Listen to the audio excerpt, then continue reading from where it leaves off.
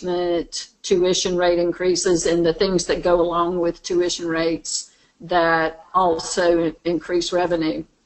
All of the prior webinars can be accessed on our website, so feel free to go there if you missed one at your leisure and watch it, or download the PowerPoint associated with it and get back to us with any questions. So I think a lot of that information is, we always start each one with an update on what we see happening in the industry, so that'll be a little time sensitive. The rest of it's pretty timeless. We love that we're a business that once you get the basics down, you know, and get your processes and procedures in place, then healthy financial management follows that. So it's a bit timeless. A few things change, but not drastically. So go back and watch those if you like. So this one again is focused on if you are bringing a school into your family of schools, or you are transitioning one out, this is how we typically see the transition process work. I'm going to speak to this, and this is, like I say, we're doing a big growth focus this year, so the year will be focused on telling you how to bring companies into your company, but my guest today is a buyer, and so his approach is typically as a buyer, and he's speaking with sellers, so you may see me talking about the process from that standpoint, but regardless of which way you're going, and certain things that need to be done, whether you're the buyer or the seller, are the same. So take the approach that you can flip this information in either direction.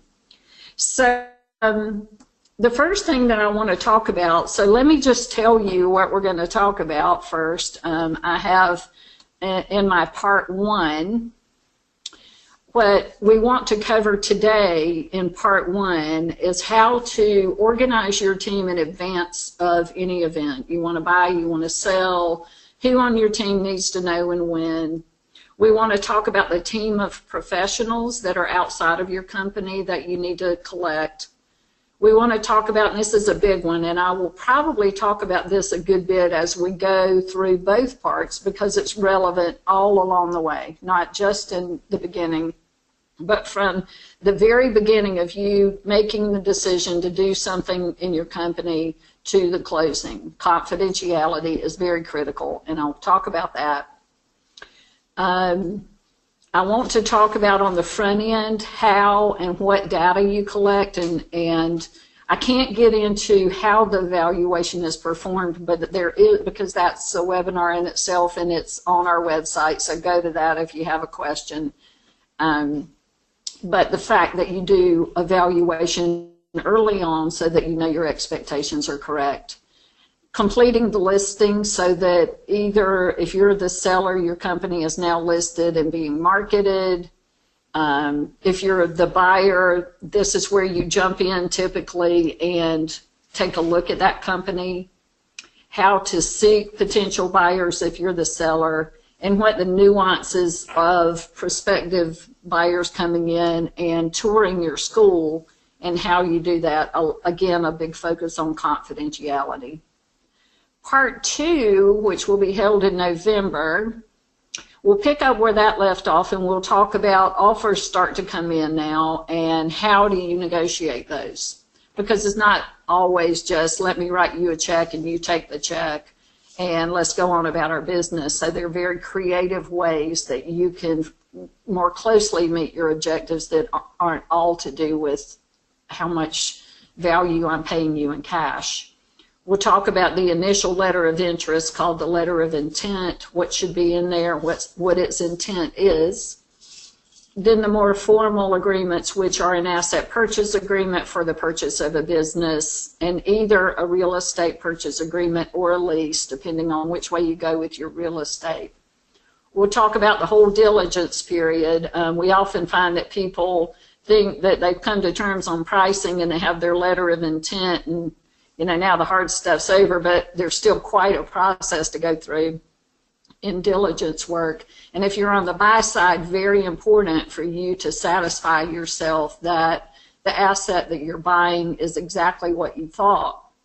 And then we'll talk about the very sensitive issues around timing with people, when you hold team meetings, what's said to them, how you make them a part of the process and the solution and don't overly burden them with concern, how you handle parents, and then and all that conversation, how you work with licensing and vendors through the process, and then how the check comes across and you either ride off into the sunset or have much more work to do, depending on which way you're going with that. So that's what we're going to talk about.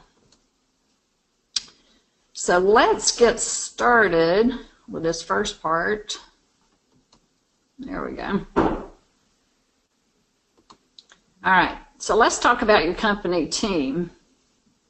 I think I turned myself off there. You guys might appreciate that, but there we go again. All right, let's talk about your team. So well in advance of, again, let me speak to this as if you are a seller, but exactly the same premise. If you're a buyer and you are trying to get your team up to speed so that they're prepared for a transaction. In my experience, and you guys mostly know me, but just as a quick background, I spent 18 years in a multi-site company where I started as CFO, moved to COO, and then strictly into acquisitions. And over the 18 years, we grew them from 5 to 120 schools.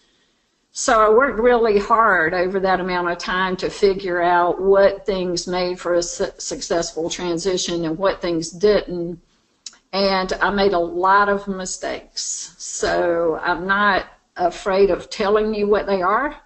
And not that I will never make any more again, but hopefully they'll be minimized. So one of the things that I found out is that it's really critical on both sides of the transaction that your company team is prepared to manage this process in a way that gets it done and minimizes drama. So first of all, we get asked a lot of questions about when do we bring people into the conversation. If you're on the buy side, it's pretty easy. You want your people to be involved and there's no real risk in damaging your business. I would suggest that you bring your management or admin staff into the plan, and also your directors, because you will want those people to help you transition the company. If you're a seller, I would be a little more cautious. However, I recommend to people that their key management team and administrative staff and their key directors are brought into the process as soon as possible. And here are the reasons.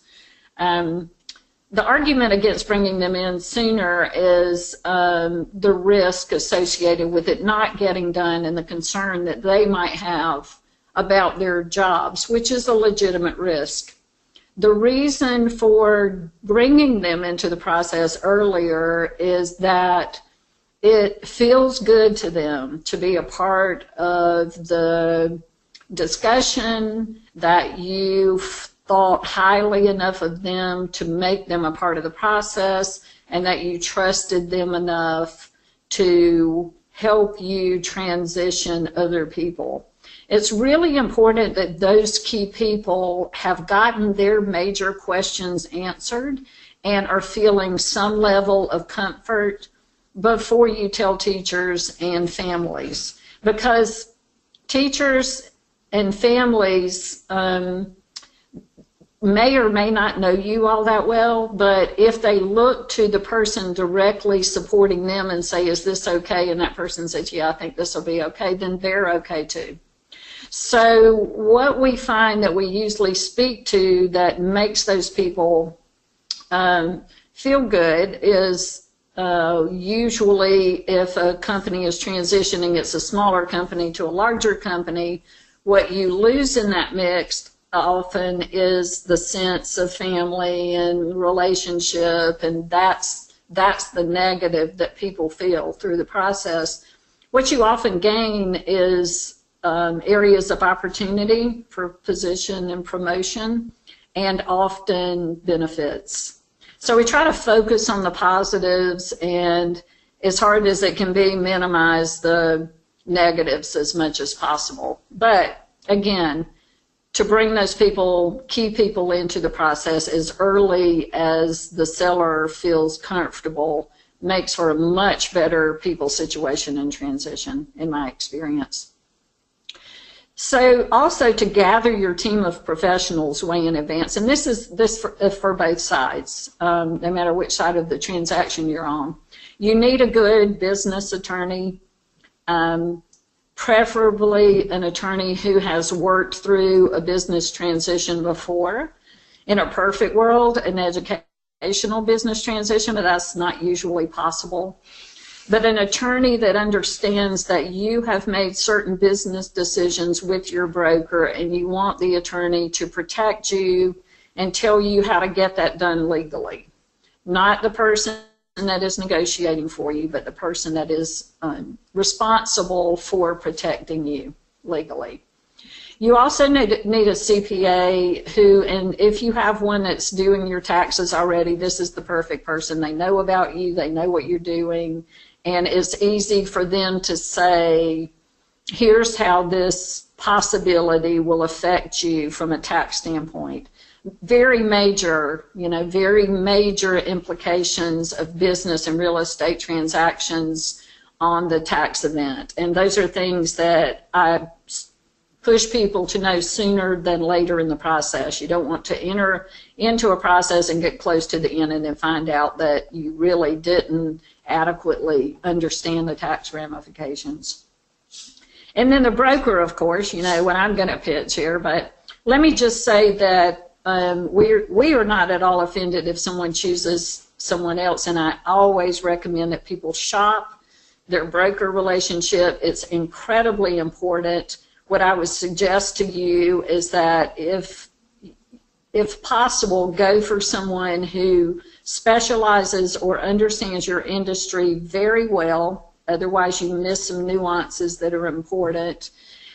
Be sure that you feel comfortable with that relationship, that you have a good communication stream going on, that you feel like that person will represent you professionally and will do the right thing for you, that they understand that you are the decision maker and they are the advisor. Same thing with your attorney and CPA. So very important that you pick the right person there. So let's say that you have your company team together, and you've gathered your team of professionals and you want to start a process.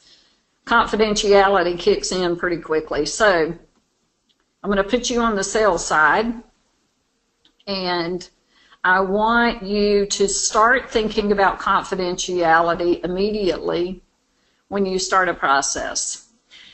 Obviously, at some point along the way, people have to know what's going on, and that is typically before closing. I do have some usual buyers who will make those types of announcements after closing, but even in that respect, you have to bring licensing, vendors, inspectors into the process, at least in the last 30 days or so. So all along the way, managing confidentiality is and should be the goal of both sides, because the very asset that's being transferred is at risk if people are concerned. Usually their concerns are not, so reality's not quite as bad as their concern. And so when you can get to people with the right information, you can manage it very well. I have to say that it is rare that we have any confidentiality breach from the day we talk with someone until we close their company. It's very rare. And it almost never happens between the buyer and the seller and the broker and the attorney and the CPA, because our job is to manage confidentiality. If we have a breach, and we try to manage this very closely, but sometimes, someone's next door neighbor is the lawn care guy for the teacher that works in the 2-year-old room, and if we have a breach, it typically comes from some of the outside people that get involved in the mix in the last 30 I mentioned, but still, it's very rare. So this is a huge concern for people, again, and rightly so, but the reality is that there's very rarely an issue, and I've never had a huge issue. So to manage confidentiality on the very front end, you should have your broker sign confidentiality with you before they get any of your information. You just want to be assured that your information from the very beginning is protected. And I would suggest that that confidentiality agreement is in the same form that they would eventually require of anyone that would look at your company. So you get used to the form, they sign it, you sign it, everyone knows who's seeing what, and it's just completely out in the open. It surprises me a lot that some people don't know who the broker that they're working with is shopping their company to. That should never happen. You should talk about targets in advance. No one should ever know that your company is even being discussed without signing confidentiality, and you countersigning so that you're aware.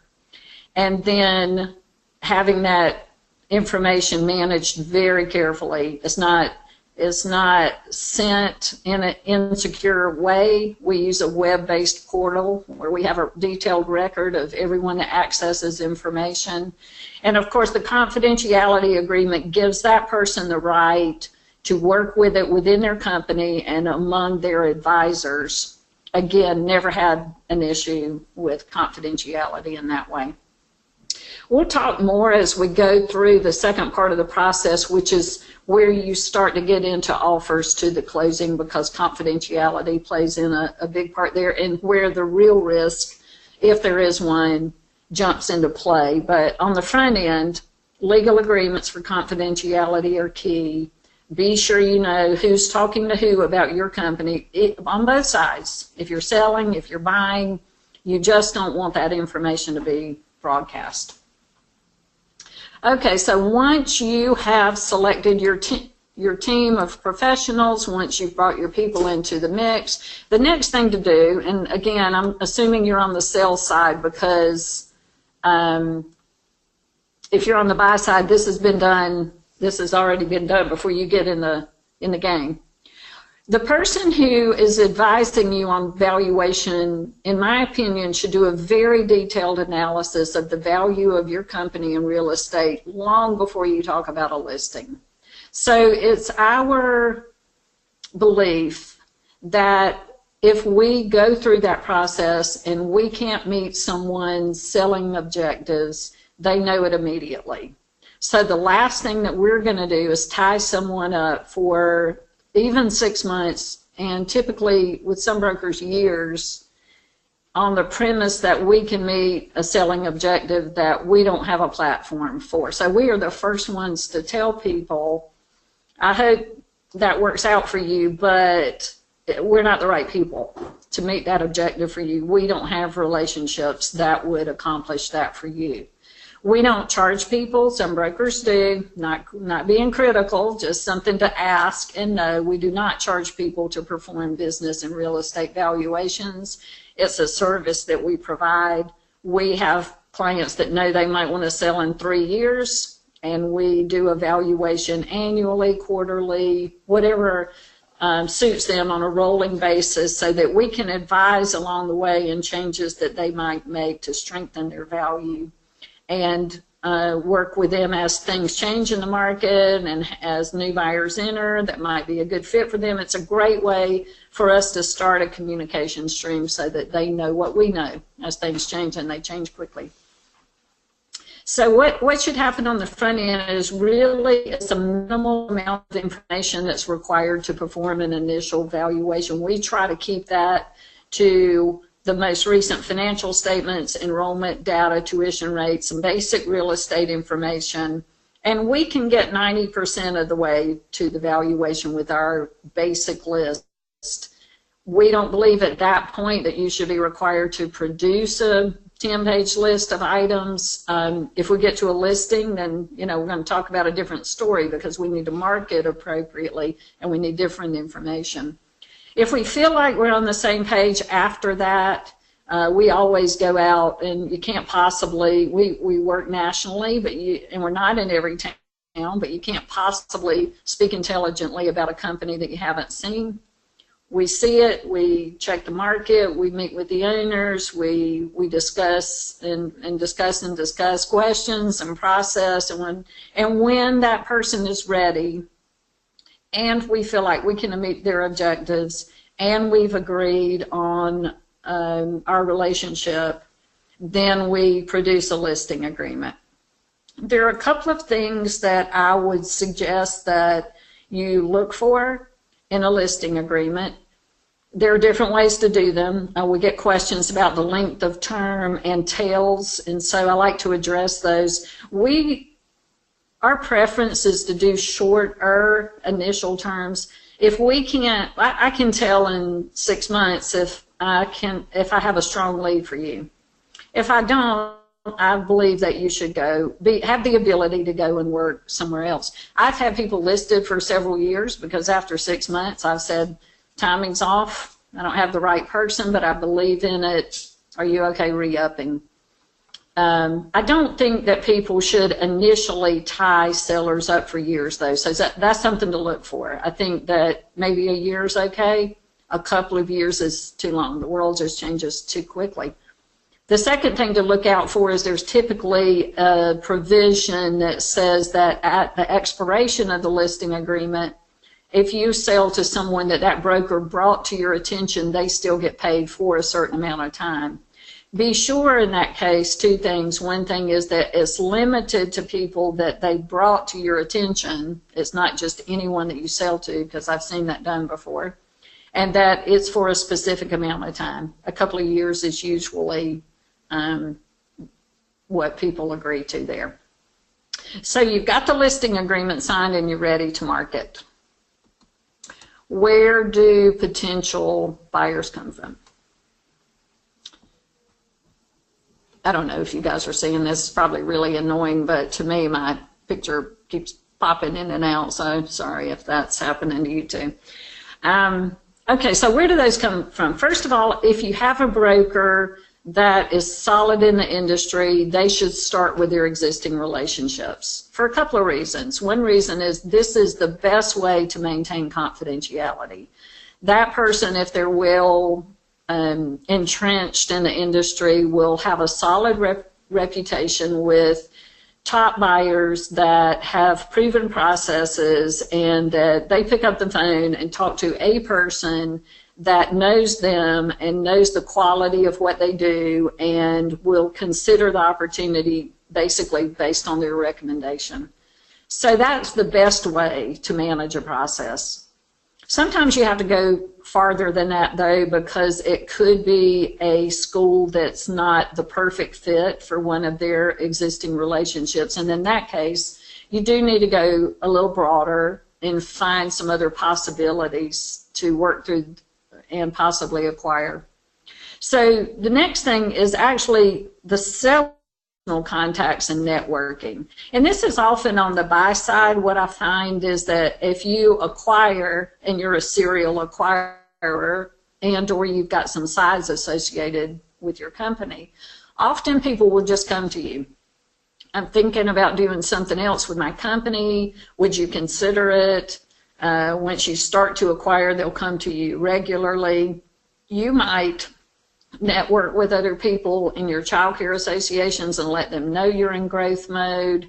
I recently paired a buyer and seller who were within an hour's drive of each other and actually knew each other, but both called me, one we had listed and one wanting to buy, and had no idea each other was in that mode.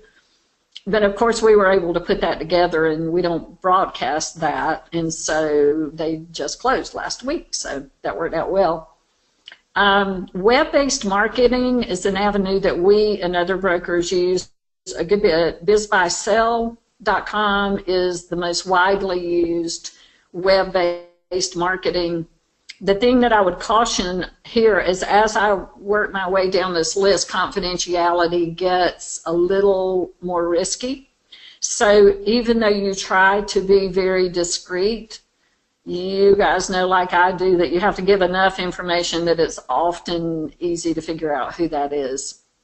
And parents are often on these web-based sites. So I've seen other providers do things on some real estate sites, and parents figure out who that is pretty quickly. So that's the caution there, but you can often let people know who you might not have access to. The last one, we've used this a good many times, is to do some type of direct mail advertising. There have been times where we've had a school in a certain market. We feel like it was a good fit for a local provider. We might not have that direct relationship, but we want to let them know there's an opportunity in their community. And we just blanket the licensed providers in that community. And that's been a good source of possibilities. So that's a good way to get the word out there. Last thing I want to talk about today before I get my friend and colleague over here is that, and this gets talked about a lot as well. So we've gained some interest from people, and before people consider making an offer, so they do a process that's similar to what we do when we list. They want to look at data. We pretty much know what people want to see on the front end, but occasionally there are questions that we either didn't address or that weren't quite clear, maybe seem to be outliers on the valuation. One of the reasons we take so much time up front on the valuation is we want to know the answers to the questions that we know we will be asked before they get asked. So we usually have already addressed those, but there's typically a question or two. So usually information has been reviewed and initial questions have been asked. It's passed an initial smell test, if you will, and someone wants to come and see the school. Often this is where we start to get questions about confidentiality. How is this going to work? People will be concerned. I can't take a lot of people through my building. I'm going to get teachers and directors. They're very smart, and they are. It always amazes me how directors know when someone's not legitimate, and how if it's multiple sites, they will call each other the second you are out the door. And they will know. So it is important to be careful, but there are ways to do it and do it well. In a perfect world, when sellers feel comfortable with it, what we like to do is pose the buyer as someone else, and I'll talk about possible someone else's in just a second, and have them tour the school with the owner during operating hours. I know that operating hours thing immediately makes people nervous, but it's important to see the school in operation. You know, like I do, if you're a provider, you can tell a lot by walking through a school that's not in operation, but there is nothing like seeing what's going on in the classroom, saying hello to Miss Mary when you enter the class, having the director say hello, and really seeing the school in operation. So that's our preference. What we found to work well are a couple of things. So if I feel like this person will have multiple people coming through the school in a short amount of time, then I like for them to let the staff know that they're shopping a certain relationship and that they will have several people come through, and please keep your room straight the next month because we're shopping our banking relationship. We are looking for a new insurance vendor. Those are often my top two go-tos for people coming through, because then those people can ask certain questions if they're overheard, and bankers and lenders and insurance people legitimately might ask you a question about the kitchen where a parent wouldn't, or about the playground, or about a certain classroom, or the enrollment here, this teacher. We try to minimize those questions, so the way I usually do it is have an off-site meeting to meet so that you know who the person is. Go to the school for no more than a 20-30 minute walkthrough. This is not hours. It's a typical, how would you tour a parent, but maybe a little more because you're, again, posing them as a banker or insurance agent. And then if they have questions that might raise concerns, meet off-site and get the rest of those questions answered. As a broker, I'm never going back through the school. I always conduct the meetings, and so I will introduce people off-site. I will send them off to do their thing, and then I'll wrap it back up with them when they come back. But immediate red flag if I continue to come through a school. So we're very careful about that. So that's our preference. We do bump up against people who feel differently. They would like for potential buyers to tour after hours. I think it really creates some challenges in the diligence process, as that person just never gets a perfect feel for the business, and it creates a lot more work, in my opinion, than any risk associated with it. I'm trying to remember if I've ever actually had an issue when somebody said, I think that person's really a buyer. I think you're really selling. Of course, sometimes your teachers will say that anyway, and the way I advise owners is to, I don't want to lie to these people. You don't, and I'm not suggesting that you do, but also you want to protect them as much as possible from undue concern. I would suggest that your answer is, yeah, I hear those things all the time too. Wouldn't that be nice? Again, maybe you've brought your director into the mix at this point, and she can even be a part of a conversation with this company or companies to see how she feels about it.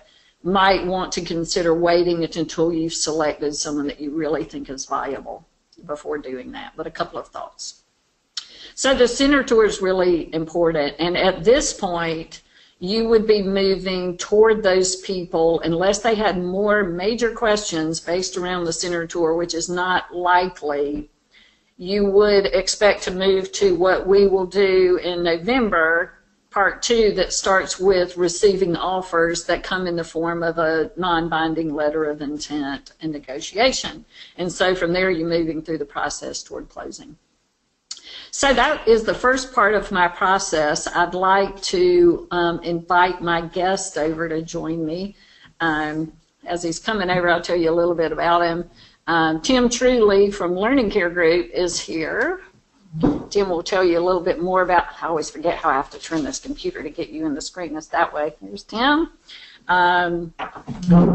We invited Tim to speak with us for a couple of reasons. One reason is I think it's difficult for our clients to get exposure to some of the national companies, and you might not recognize Learning Care Group, but I'm going to get Tim to tell you who he is and a little bit about the company. And he has been a very active buyer in the market in the last couple of years and has plans to be more aggressive. So I thought that he would be of interest and give you guys the opportunity to ask questions directly of a person who has some pretty strong growth goals and has accomplished some interesting transactions lately. So I'll introduce Tim, and Tim, would you just mind telling our friends a little bit about you? Sure, and a little bit about Learning Care Group? Well, thank you for the introduction, Kathy, and thank you for the opportunity to join your webinar today.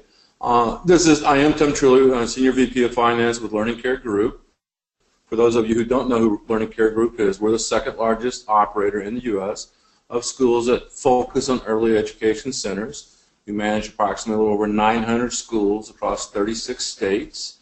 We currently have 6 brands, and some of those brands you might recognize, but under our umbrella is Tutor Time, La Petite, Child Time, Montessori Unlimited, Children's Courtyard, a new recent brand that we've started called Everbrook, and the next few months I think we'll probably look at, through an acquisition, maybe acquiring a 7th brand under our umbrella. So I think we've got a lot going on. To Kathy's point, we are looking at growing, and I think over the next 5-6 years, we're targeting to probably acquire somewhere between 100 and 200 schools. Our focus will be those schools that are predominantly focusing on the early education center. So if you ask me what's the ideal school look like, from metric standpoint, I would say the ideal school will be somewhere in that 10 to 12,000 square feet. School built within the last 10 years are refurbished by this current owner-operator. A school that's got good playground, is invested in the playground, so it's age-appropriate today and it's modern. A school that's focused on educational services being provided to the children. A school that's invested in Wi-Fi, things like that. Those would kind of be the ideal situation in terms of footprint. From a revenue standpoint, Target market is schools achieving probably $1 million in net revenue a year, and based on an EBITDA formula and model that we would have, would be generating in the neighborhood of $200,000 in EBITDA a year. So that's Learning Care Group itself. Great.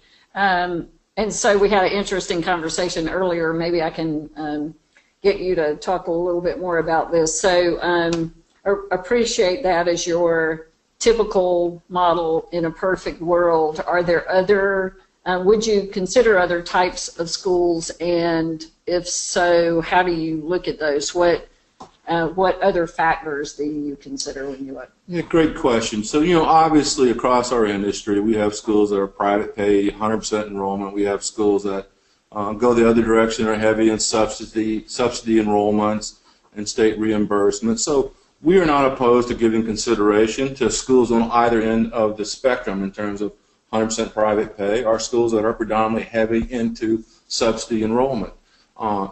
We have schools, like I said, across our 900 schools, we're not all private pay.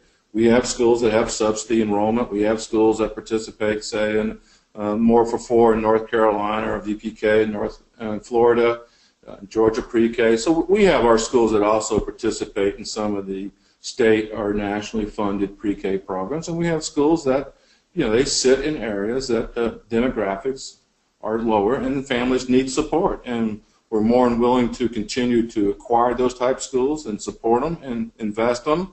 The analysis is different, and so you're going to come across different analysis and evaluations in acquiring some of those schools that are not 100% private pay. Okay. Thanks. Useful. Talk to us a little bit more about real estate. I know that you guys love anything that's 10 years old or less at a certain size.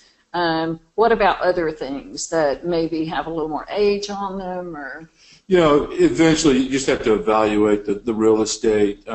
We do own some real estate. Sometimes, sellers will want to sell the real estate. We have several national REITs we work with that we can easily facilitate the sale of real estate with it. Sometimes we may call out certain improvements that would need to be made in the facilities, whether it be upgrade the playground, upgrade the flooring, or painting of inside, outside of schools. So it's just an evaluation process. And we do a very diligent process in evaluating the physical structure of the school as part of our due diligence. So if you did have a building that was over 10 years old but had been regularly upgraded and well maintained, it wouldn't cause us any concerns. No concern there. Okay. Helpful. I know that you look at a lot of things. Mm-hmm. You have a very big job and take a look at a lot of opportunities. Are there certain things that you notice that you would recommend to people who are considering selling at some point that they do in advance, that they change, or that they, what recommendations would you have? Yeah, I would say, sellers should look at the schools in the eyes of a buyer, and maybe, take the lens in a different view and look at their school as someone trying to buy the school. Think about it when you've sold a house or bought a house. You hear about getting a house ready for, declutter the house and get it ready to present well. I think there's a lot that can be done with schools sometimes. Be fair and evaluate what's the condition of your floors, what's the condition of your rugs, outside, inside paint. Is it really faded? Is it time for a paint job? What's the condition of the roof? What's the condition of the playground? Because those things will take effect to the purchase price. So the better condition that your building and your FF&E and your assets are, then the greater opportunity to leverage a maximum price that might meet your requirements. Thank you. Okay, we're talking process here, so I have to get you to weigh in on that, because I know that you've run some processes, and some with us and some with others. And what do you think is important for people to know about the process and what things they need to look out for? Yeah, I think the first thing is a process. From the time they start the decision that they're going to sell, it could take 6 to 9 months to get through the entire process. And the thing I would say is just when you get to the letter of intent, don't think that the process has concluded and wrapped up, because really the letter of intent really starts the process. So once a buyer has executed the letter of intent, you need to be prepared to answer a lot of questions about your business, your operating policies, your processes, your staff, things about your how do you bill tuition? Is it weekly? Is it monthly? What exceptions do you have? What discounts do you have? So you're going to go down a process that will take about 90 to 120 days from the time a letter of intent is executed. And you're going to be asked a lot of questions about how you've managed the school. You're going to be asked questions about your staff and how they're going to handle this transition. Are they ready for the transition? Who makes those key decisions today in terms of hiring and firing and tuition discounting or adjustments? To understand, how the center director and staff are been trained and how they operate. Is it a situation where it'd be what I call an absentee owner, the school runs without the owner involved, or is it a school that the owner's very active in the operations of the school? So that tells me that more than likely the center director's got some coaching and training to go through to make some of those decisions that the owner has always made for them. Yes, so we regularly tell people that their job is to work their way out of a job, and eventually, you never actually do. But to get those people ready to fly without you is a very important piece to do in advance. So you touched on providing information. What would you recommend that people have in place as far as information processes in advance of what should they be prepared for? I think, most buyers are going to ask questions about what the enrollment trend has been. Everybody measures it different. Every school's got a licensed capacity, and we all measure enrollments or full-time equivalents or full-time and part-time differently. But you're going to probably be asked questions about what your enrollment trend's been, what your revenue trend's been, what's your revenue per day, how's your revenue comping year over year, who's your major competitors. If you had a dip in revenue, you need to be prepared to explain why that revenue dipped. Sometimes maybe it's a competitor opened 2 miles down the street. Maybe it's a key teacher left to go to a competitor. Maybe it's an economic cycle could draw those things. So you need to be prepared to understand the historical operations of your school the past 2 to 3 years, and you're going to be asked for revenue information for the past couple of years. And things like that. And so you wouldn't look at those things as concerns as much as information, because everybody's business goes through cycles. Yeah, everybody goes through cycles. It's just being able to, the buyer wants to understand what the fluctuations and what the changes are and what drove them. So somebody new opened down the street, the 10 parents that always go went, and then they came back. No, they come back. You always hear stories about the parents who left down the street for $10 less than tuition or free registration, but then they get down there and they find the quality of the education is not the same. And most parents won't leave to go down the street for $2 to $5 if their child really likes the school and really loves the teacher. Yeah, and strong schools can replace people pretty quickly. Easy.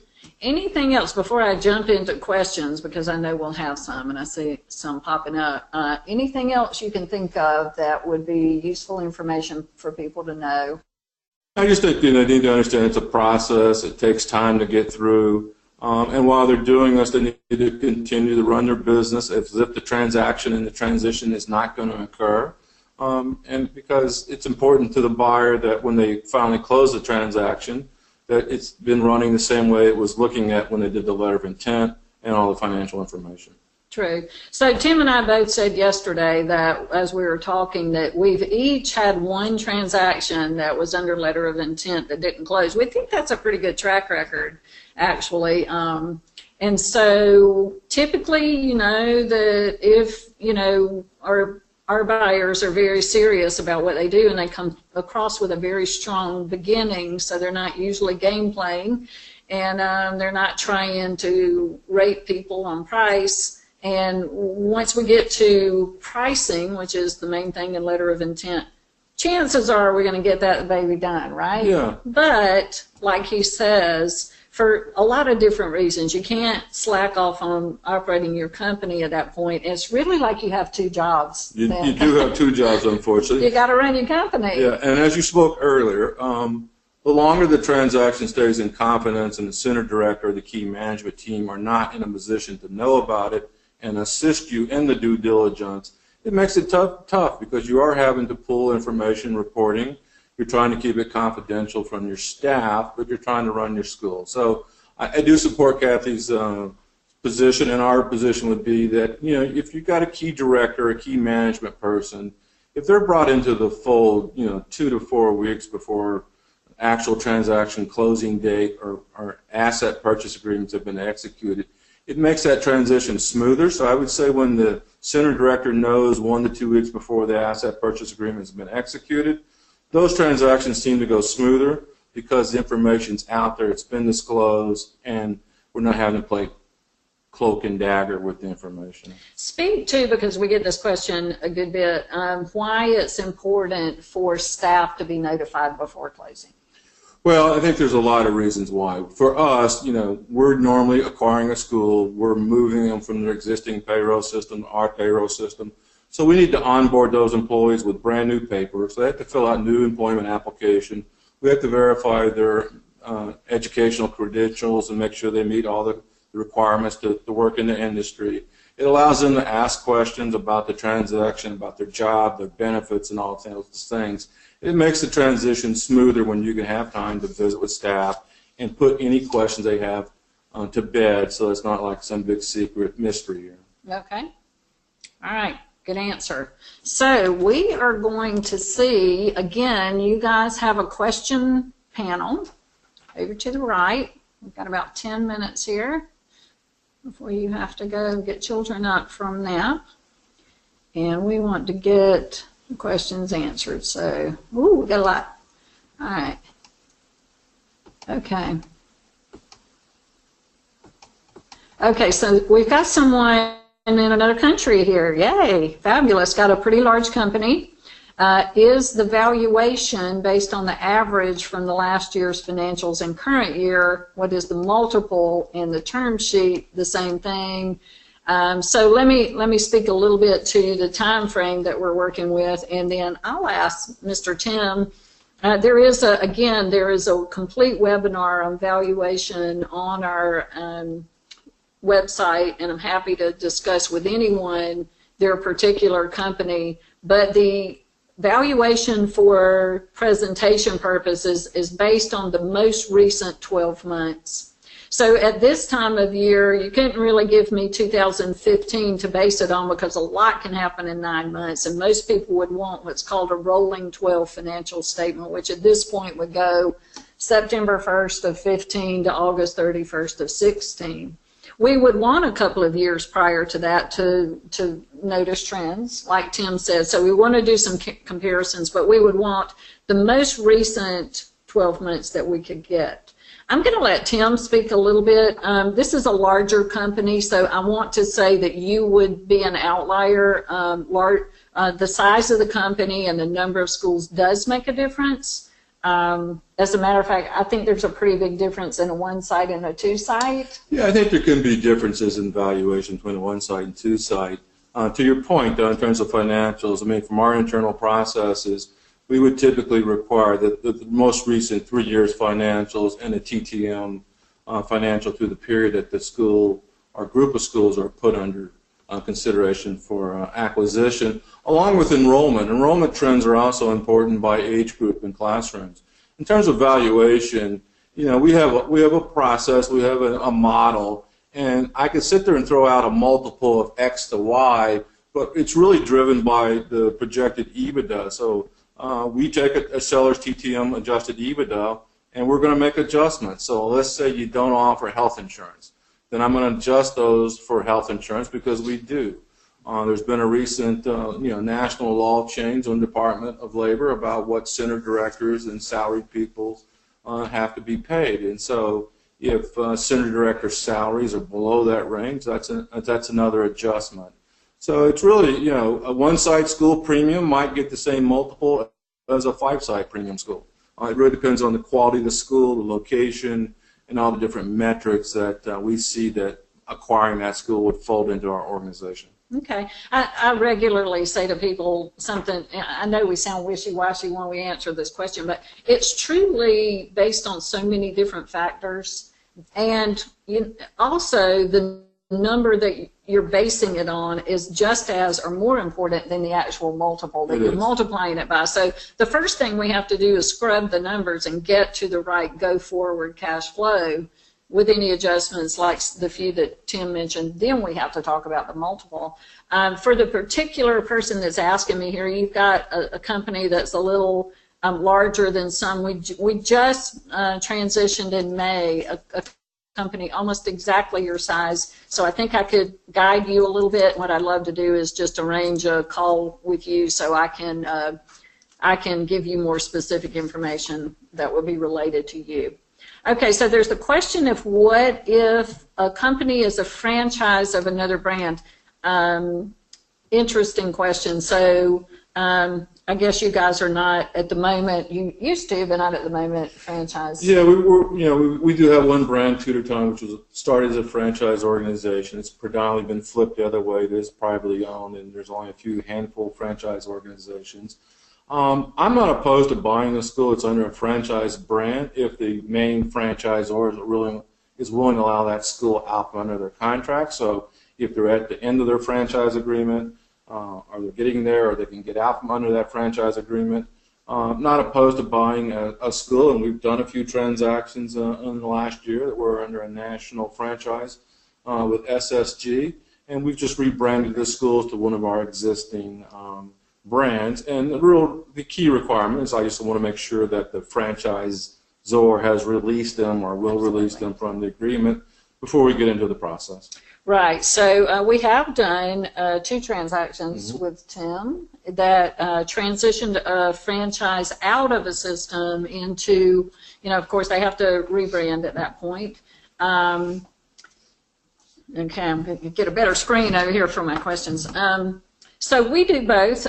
We bump up against, we have a particular franchise organization that calls on us when they have someone that is able to or they allow to go outside of the system, and then we work with that franchisee to market them to others outside of the system. We also work with franchisees that have to stay in the system, and of course those are individual to individual transactions. That needs to be another individual and not a company, which is typically prohibited in a franchise agreement. But it is able to be done, and it is something that we do. So good question. Let me go in this direction. Oh, I'm sorry, I skipped this one originally because it was above me. Are buyers looking, this is a good one for you, Tim, are buyers looking for sellers to secure that existing management stay in place for a period?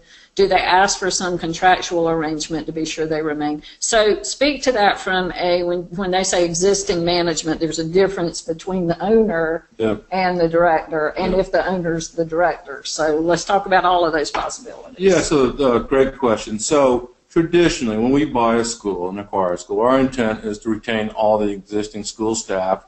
We're not interested. We want to make the process seamless for employees. We want to make it seamless for parents, other than maybe the brand change and some differences in procedures. So, I mean, sometimes in the past we may have used a small retention bonus for a center director to make sure the center director gets through the transition. I know I've had situations where the owner is willing to stay on board for 30 days and help transition.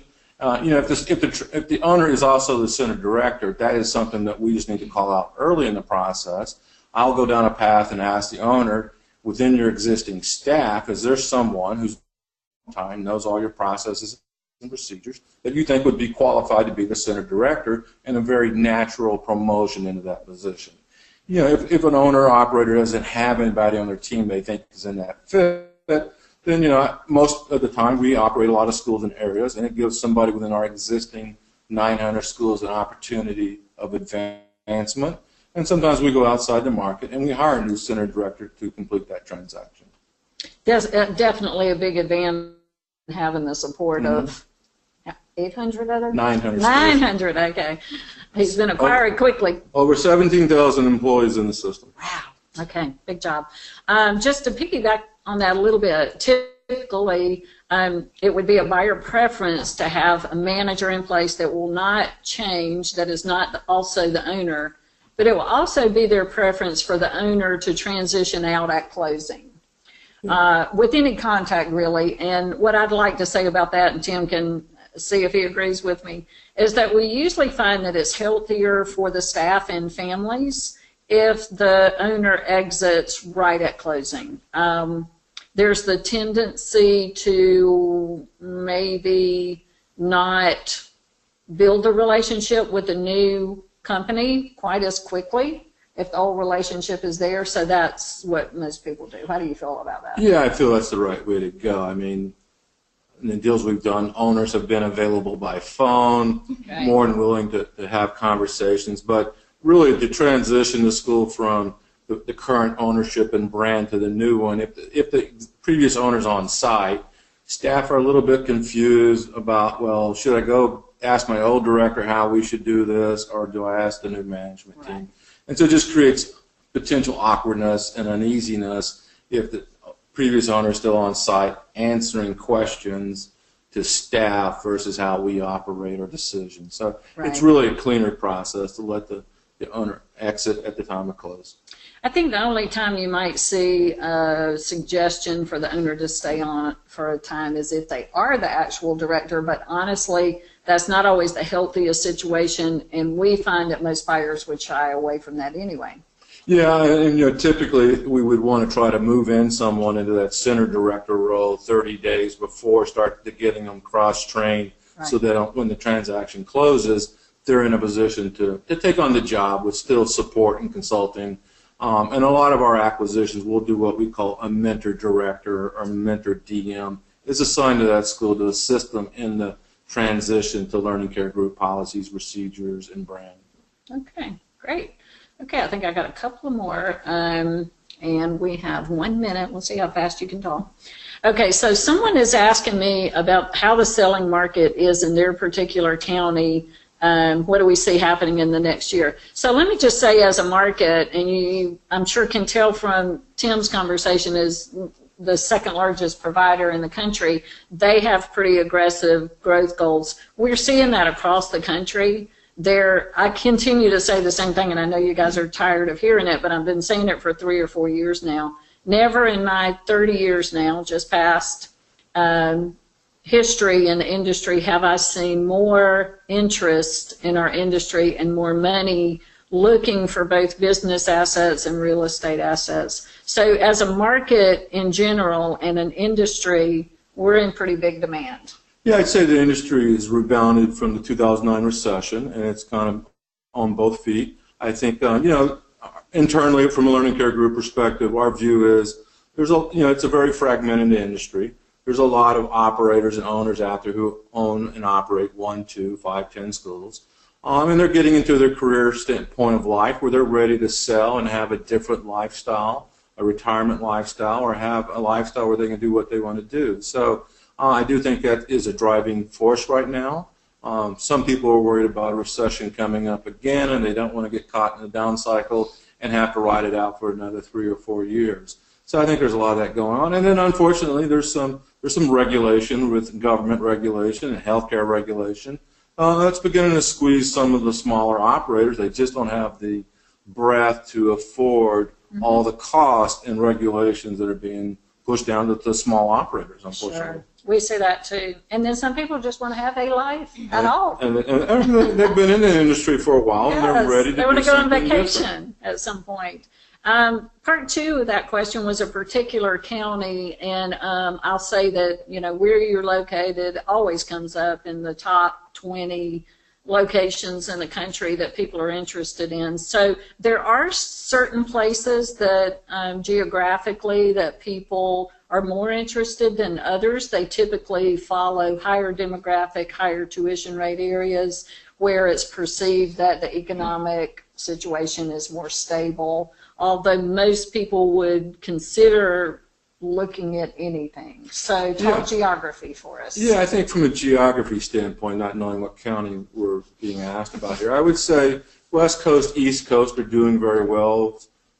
a lot of parts of the Midwest are doing well. I think if you're operating a school that's in a lower density environment or county, probably the impact would be on the multiple and the purchase price. I would agree with that. If you've got a good solid base, I've got a school that I know it's up in Colorado outside of Denver, probably an hour north of there. It's not a heavily populated area, but they run a good school and it's full. So would it draw the same valuation as it was in downtown LA? No, but it's going to draw a fair value for what the service is, the tuition rates, and the cost is. So location, in addition to other factors like percent of subsidy and age of building, they just factor in how you apply the multiple. Yep. Too many factors for us to list, like we said. So so we're wrapping up here at 2 o'clock, so you guys can get back to work. But Tim, what did I not ask that you think would be useful for our friends here to know? I think people should realize it can be a stressful process. It can get done, and the more organized you are, the better organized you are, the smoother the process will go for you. And if you've got realistic expectations, then I think there's a strong chance you'll achieve what your expectations are. Well said. I would agree with that. Again, a lot going on in the world on both sides. And so while we are mainly focused on growth this year, we certainly want to help people who are interested in getting other things done with their company. Please, as always, consider us a resource. We'd be happy to answer your questions or talk to you at any time. And join us for part 2 on November 17th. And we will see you then. Have a good afternoon. Thank you.